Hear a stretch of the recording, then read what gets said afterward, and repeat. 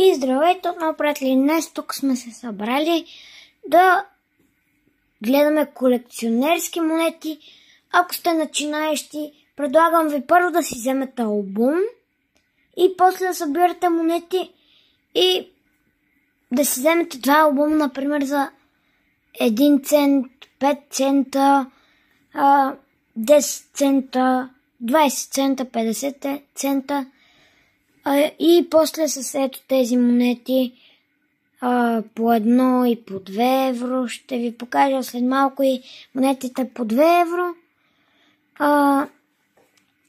Нека просто прелистим. Така. Ето ги монетите. Тук може да видите този човек, ако не го виждате много добре. Ето. Разпънал си ръцете. Предлагам ви него много да не го колекционирате, защото според мен е много... Не, може да го колекционирате по ваш избор. Само да ви покажа тук.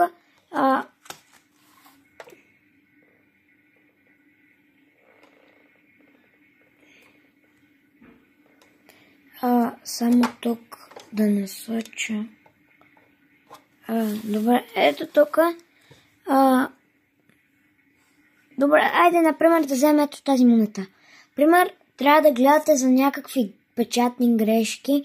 Пример, ето тук островчето, ако е, например, на ето тук, ако продължава до тук, или звездичките, например, една да е по-голяма, друга да е по-малка, или ето тук винаги има... Добре, ето тук звездичките. Например, трябва да гледате за такива по-големи или по-малки звездички.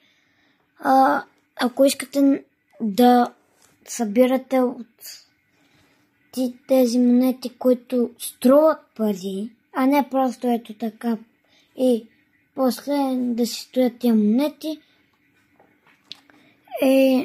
Добре, тук имам всякакви различни по 1 евро. Този човек с разпънатите ръце, орелите, тук дървото,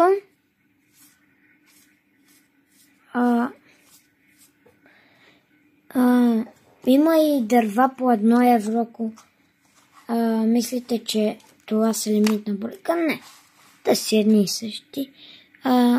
Тук имаме една от Испания. Ето тук може да видите. Пише Испана.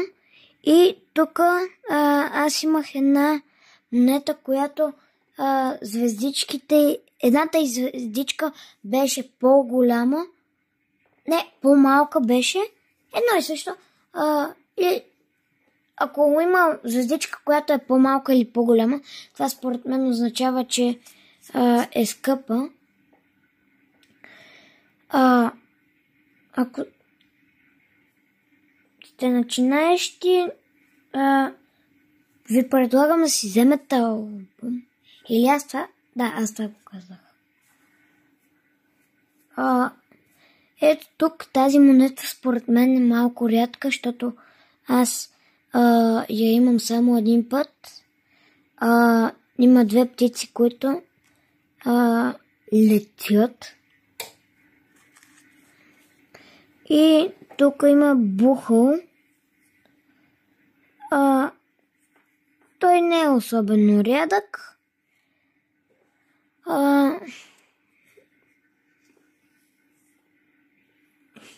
Тук имам още две монети от 1 евро. Това са последните от 1 евро.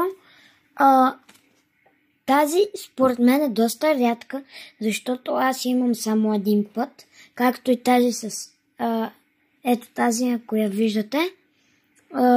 Бухала не е рядък, защото видяхте, че аз ги имам много. А то няма как някой човек да ги има много, а друг да не ги. И ето започна. Тук минахме на 2 евро. тук има жена на бик и ако имате такава и трябва да гледате ето тук трябва да гледате каквото, кое държи в ръката си и трябва да е надясно и ако е надясно, значи е скъпа. Тук има и дърва по 2 евро, има орели, тази от Хърватска. Ето, тук пише Хърватска. Тя е от 2023 година. Това означава, че е нова. Нямам представа дали по-новите са по-скъпи или по-старите са по-скъпи. При марките новите са по-скъпи, а по-старите не се използват много. Не са скъпи. И тази монета искам да ви кажа, че е от 1813 година. Това аз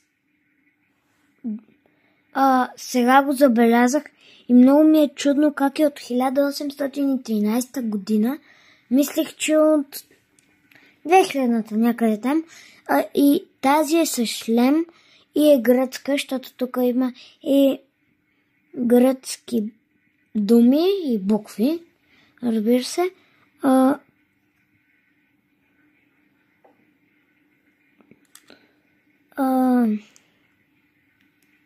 Ако разбирате гръцки и виждате тук какво пише, може да си го прочетете и да разберете. Аз не знам гръцки.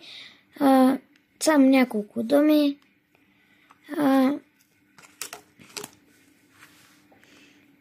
И тук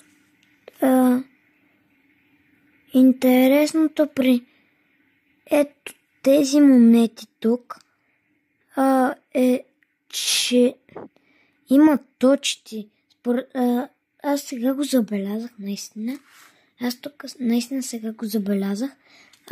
Ако не виждате, ето тук седно е по-бледо. Ако го гледате от... Не, вие го гледате от телефона. И тук има... Седно е бледо. И това сега го забелязах. Например, на ето тази монета няма точици. И например тази има. Добре, няма тук да казвам коя има и коя няма. То може да видите сами. И ето тук има доста интересни монети. Тук има замък. И ако наистина искате да намерите такава скъпа, трябва да гледате, например, ето тези буквички тук, ето тук. И по това разбирате дали е скъпа. Ако има печатни грешки, това е скъпо. Тук имаме много човечета, които са хванали европейското знаме. Тук има някаква жена с дълга коса. Не знам. И тук има от Атина 2004 Олимпийските игри. Ето, тук може да видите 5 кръгчета. Тук има нещо черно. Така си беше, когато я получихме.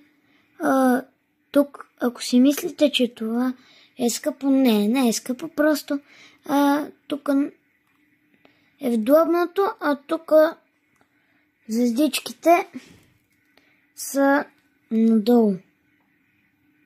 Навътре, тук имаме кълбо на земята. Може да видите. Кълбо на земята и пише World Food Program. тук има някакви листа, тук има царевица. Не знам, според мен е интересна тая монета. Тук има индианец. Само да ви кажа, че аз както разбрах, тия най-скъпите, най-многото, които са скъпи, са от 2002.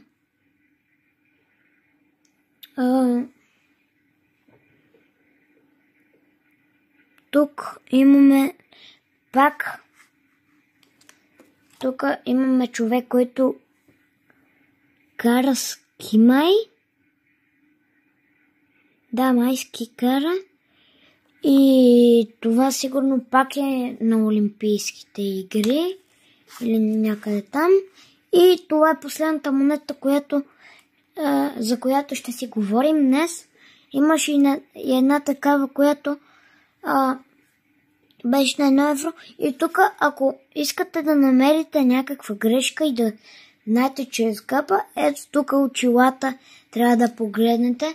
Тук не се вижда много, но ако искате да видите, може или от някой приятел да гледате, или просто да си търсите и да съберете някой. Това беше от мен.